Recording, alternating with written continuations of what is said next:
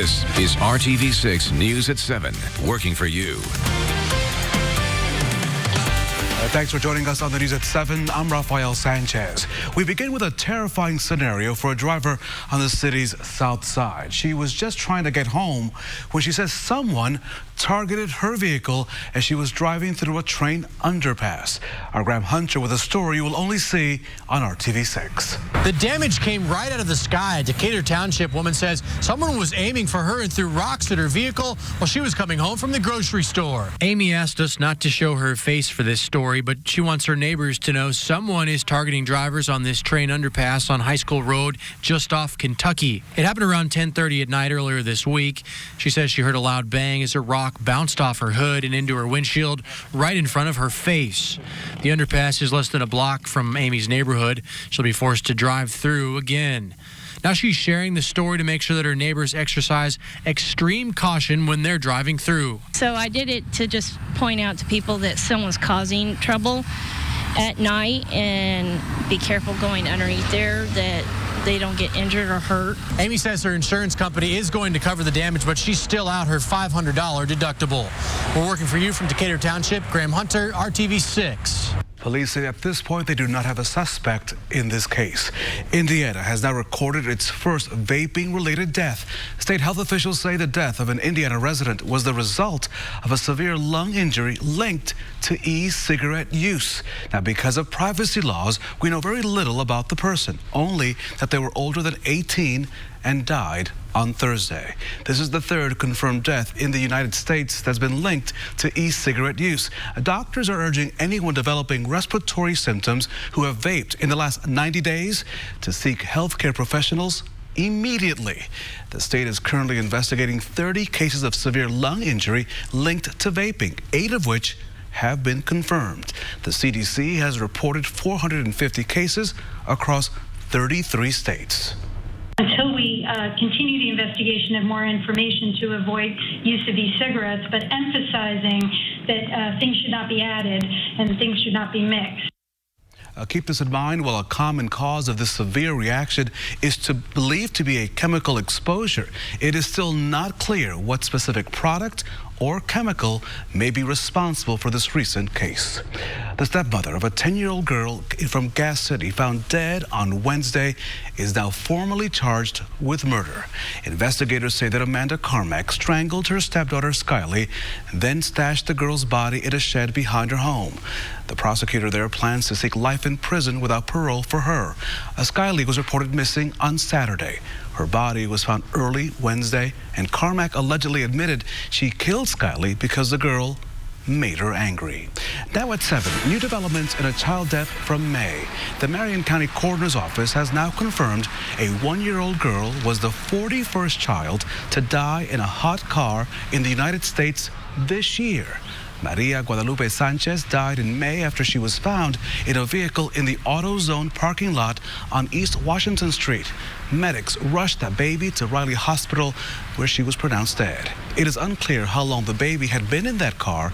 No criminal charges have been filed. A man hoping a thief will now return tools that once belonged to his father. Surveillance cameras on the city's north side caught this crime in action. This all happened Saturday night. Jerry Butler temporarily has a trailer parked at his job in the Castleton Park area. That's just off of 82nd Street and I-69. The thief took 2 toolboxes and a tool bag, and Jerry had some of those tools for several decades. Some of them belong to my dad, who's passed away. How does it make you feel? Sad. It's really sad. The man seen in the video also took an air compressor and a worksite radio, and Jerry's hoping to get back his tool as soon as possible. It's looked like rain at times today, only a few drops here and there. And I show you the radar just to build your confidence. If you're headed out this evening, not expecting showers. The next chance for rain, and it's certainly not overwhelming, Sunday. 20% chance we'll see an afternoon shower. 68 in Logansport, 73 in Frankfort and in Anderson and Madison County. Temperatures warmer to the south. Seymour's at 82. Temperature in Bloomington comfortable at 76. That's the word, comfortable this evening. Say hello to Chandler He's going for a walk during my forecast this evening. Temperatures, they're dropping into the 60s by 11. Any clouds that we have now will fade away, and the weekend will be quite comfortable as well. First thing in the morning, 58 degrees, partly cloudy. As we go to the afternoon hours, noontime temperature upper 60s. Will be at 76 for the high temperature tomorrow afternoon. That north wind keeping temperatures below average, but for how long? I've got the answer coming up. Kevin, thank you so much. Behind me, quite a mess. The killer storm known as Hurricane Dorian is now on land. Right now, emergency situation is unfolding in the Carolinas. Emergency officials in North Carolina are warning people if they can get out as soon as possible. There's already a plan underway to evacuate hundreds of people trapped on an Ocracoke Island by air. Rising floodwaters are taking over streets, homes, and entire communities. The flooding there was catastrophic. The Coast Guard has already airlifted from the island a 79-year-old man who needed immediate medical attention. About 1,000 miles south, Dorian's deadly fury has left behind a crisis in the Bahamas. Popular and picturesque tourist destinations, as you can see, are just simply gone. More than 70,000 people there are in need of food, water, and medicine, according to the United Nations. Now at 7, a traffic reminder for drivers on the city's southeast side. Starting at 9 o'clock tonight, the south and the westbound lanes of Interstate 465 between I-65 and I-70 will shut down for about 15 days for concrete and bridge work. Last month, INDOT shut down the east and northbound lanes in the same area. INDOT says a shutdown is better than lane closures because it lets them get the work done in 15 days rather than 9 months. Working for you, RTV6 is taking a part in a community initiative focused on World Suicide Prevention Day. We're partnering with Radio 1 Indy and the Indianapolis Recorder to stop the music. The 2-hour ad and music-free discussion will include mental health experts, local leaders, and survivors. The Stop the Music initiative will be on all Radio 1 Indy stations and the RTV6 Facebook page from 10 a.m. to noon on Tuesday. A simple text message could expose your sensitive information to hackers. Next on the News at 7, how crooks might be able to sneak their way into your email. But first, let's check out the weekend forecast with Kevin Gregory. And we'll talk about warmer temperatures moving back into the state, but that's not until after the weekend. There's the summer warmth lurking to the southwest. Wind will push 90 degrees coming up. Storm Team 6 working for you. This is RTV6 News at 7, working for you. Now at 7, new developments in that tragic boat fire in Southern California that killed 34 people. Some of the victims' names have now been released, and the owner of that boat spoke out for the first time about the accident. More now from ABC's Romina Puga. The names of 9 of the 34 people who died in the fire have been released. Coroners are using DNA samples from relatives to identify the victims. 18 have been identified so far. Much of the information that we're about to disclose and to discuss is going to be painful and difficult for the family members. The remains of a 34th victim still not found. The salvage operation of the boat is underway, but dive teams are finding it difficult to raise the vessel intact. Meanwhile, Glenn Fritzler, who owns the Conception, spoke for the first time since the tragedy and believes the crew tried everything they could to save the passengers. And Captain Jerry remained on the boat as long as he possibly could, trying to get those radio calls in. They said that they could see Jerry jump from the upper deck, a long jump, and that there was a trail of smoke following him. They thought he was on fire. Authorities say most of the crew was on the bridge when the fire broke out. According to Fritzler, the crew says by the time they became aware of the fire, the lower decks were already fully engulfed. The victims only had 2 ways out of their bunk room, a staircase and an emergency hatch, both, according to officials, blocked by fire. In this NTSB video, you can see an investigator struggle to get through a similar emergency hatch on another boat owned by the same company. ABC's Will Carr spoke to an NTSB official about the exit's safety. Would you feel comfortable sleeping in that bunk room? I think I would have concerns. At this point in the investigation, no one has been criminally charged. The Conception fire is now considered the deadliest domestic boat incident in decades. Romina Puga, ABC News, Los Angeles. The hackers are now using text messages to steal email. This new warning impacts LG, Samsung, and Sony Android phones. Checkpoint Research says the attackers use text to intercept any emails that goes to that device. They use a system phone companies use to change settings on a new phone. They ask the phone owner to log in for the system update. Once you log in, they gain control of your phone. This threat may impact more than half of all Android phones. An American Airlines mechanic accused of trying to sabotage a passenger plane shortly before takeoff appeared in court for the first time today. The plane was supposed to fly from Miami to the Bahamas in July with 150 people on board.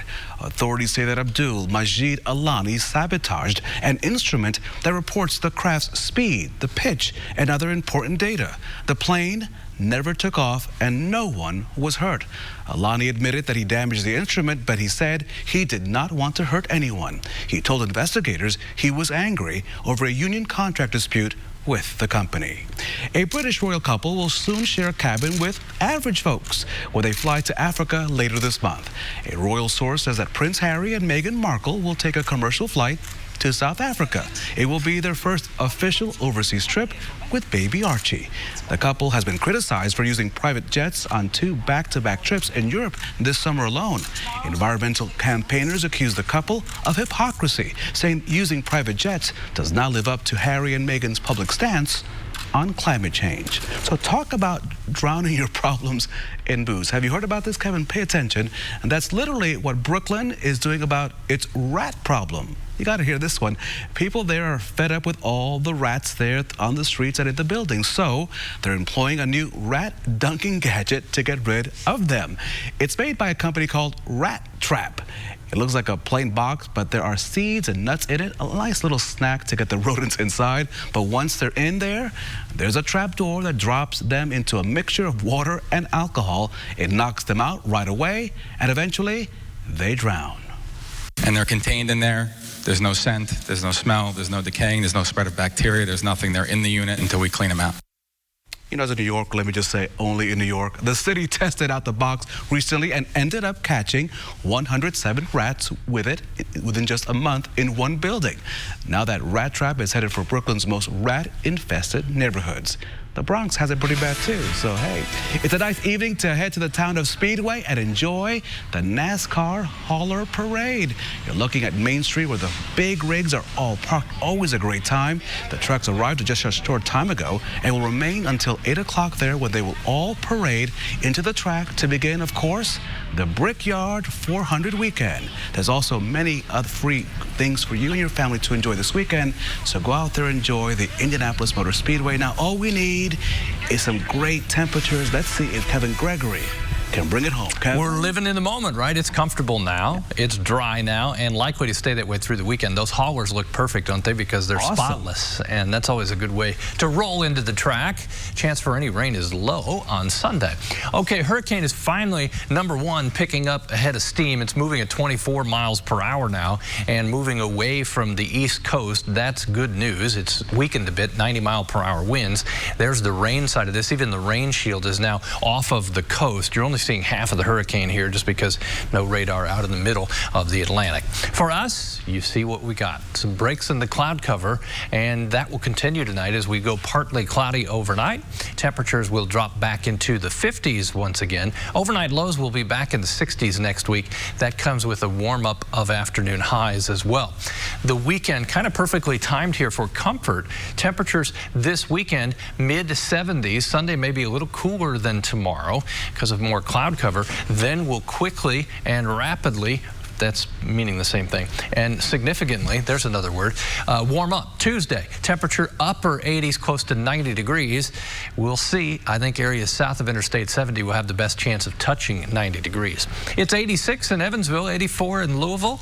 Temperature in Indianapolis at 76. There's a trio of temperatures in the 60s from Gary on through Peru and Fort Wayne. That northwest wind delivering the cooler temperatures and will ensure our weekend is below average as far as temperatures are concerned. Out to the track we go, or wherever you wander in the Hoosier State. Tomorrow we're dry. 76, temperatures start in the 50s. The chance for showers comes in on Sunday, later in the day into Sunday night. Just a 20% chance we'll have rain. In the morning tomorrow, better chance we'll have cloud cover. In the afternoon, we'll begin to see more in the way of sunshine. A couple of college games kick off down in Bloomington at 3:30, 76 and partly sunny. It's a noon kickoff in West Lafayette, the Boilers and Vanderbilt, 68 degrees, dry, both places. There are your hourly temperatures through the day tomorrow, peaking in the mid-70s, maybe 77 or so in Terre Haute and Columbus. Highs on Sunday, mid-70s. We'll see more consistent cloud cover. That chance for showers comes in later in the day. There's the gray of the cloud cover. Not too much in the way of showers. As you look at temperatures next week, that is the return of summer warmth. It's here most of next week, although temperatures are warmest on Tuesday. We cool a little bit Wednesday. We're still in the 80s, low to mid-80s Thursday and Friday. One more summer surge for those of you who like those temperatures. And to quote you, just enjoy the moment. You got it. Thank you, Kevin. A local family is hoping to expand their business with the help of some sharks. Yeah, sharks. That's coming up next in your nightly Hiring Hoosiers report, only on RTV6. Then filet sandwich meal, only at Zaxby's. Hiring Hoosiers is our initiative focused on helping you land a job. But sometimes that job is one you have to create yourself. We showed you in July during ABC's Shark Tank Open Casting Call that a lot of people are doing just that. And we wanted to catch up with some of the inventors and innovators that we met that day at the Speedway. RTV6's Meredith Barrick talks with Kevin and Lisa Gross, who are seeing sweet success with their business, Nature's Tea. It all started about a year and a half ago when Lisa Gross brewed some tea for a party at their already established skincare business on West 16th Street in Indianapolis. And people who didn't even like tea loved our tea. And they kept saying, so you all are going to sell that here? And I'm like, hadn't thought about it. Right. And that's when the light bulb went off, like, oh yeah, we're going to sell it here. From there, they started producing the tea on a larger scale and took the drink to local farmers markets. When I'm at markets, that kids who have had it before, they drag their parents. Now they're there for produce and anything else, right? They drag their parents over to the booth. They get tea. And so it's interesting to see 4-year-olds, 8-year-olds, high schoolers to get involved in this movement, because, you know, when we started this, I mean, our kids loved it, but we didn't really know. Last October, they moved on to store shelves at Georgetown Market, but the momentum didn't stop there. Meanwhile, our friends in Chicago are ordering it by the case. So I'm actually loading my van up with cases of tea every 3 weeks, and people are buying it by the case. And that's when we really knew, thank you. Now in more than a dozen stores from Indy to the Windy City. People have just gone bonkers over the flavors. They hope to keep brewing, maybe with a little help from Mr. Wonderful. Hopefully have a few of these stores, not just this store, everywhere. Meredith Barrick, RTV6. So we wonder, will the Gross family come face to face with Mr. Wonderful, as Meredith just mentioned, Mark Cuban, and the rest of the Sharks? Well, we're going to have to wait and tune in and find out on Sunday, September the 29th, when season 11 of Shark Tank premieres right here on RTV6. In the meantime, if you're interested in tasting some of that good Nature's Tea, we put all of that information on our website, hiringhoosiers.com. We'll be right back. Furniture and mattress store, Ashley Home Store. In more Hiring Hoosiers, the Postal Service is hoping to get your stamp of approval as a possible workplace. The Postal Service is holding a job fair tomorrow to fill a variety of positions that range in pay from over $13 an hour to nearly $18 an hour. Also available are support jobs, including auto mechanic, a custodian, a tractor-trailer operator driver. The job fair is Saturday tomorrow from 9 to 2 at the Greater Indiana District Conference Center. That's at 8765 Guyan Road, right here in Indianapolis. Good luck. And one of the biggest cultural icons of the 1980s making a comeback. Why not? Sony is now releasing a new version of its Walkman. It's a device approaches its 40th birthday. The Walkman was the first truly portable cassette player that came out back in 1979. This anniversary edition doesn't actually play cassettes, but its screensaver soft case looks like it does. It's an Android-powered music player that can store up to 16 gigabytes and connects to Wi-Fi. The new retro version is limited release and will sell for about $500. I'm going to keep my old Walkman. It's expensive to go back to the 70s, isn't it?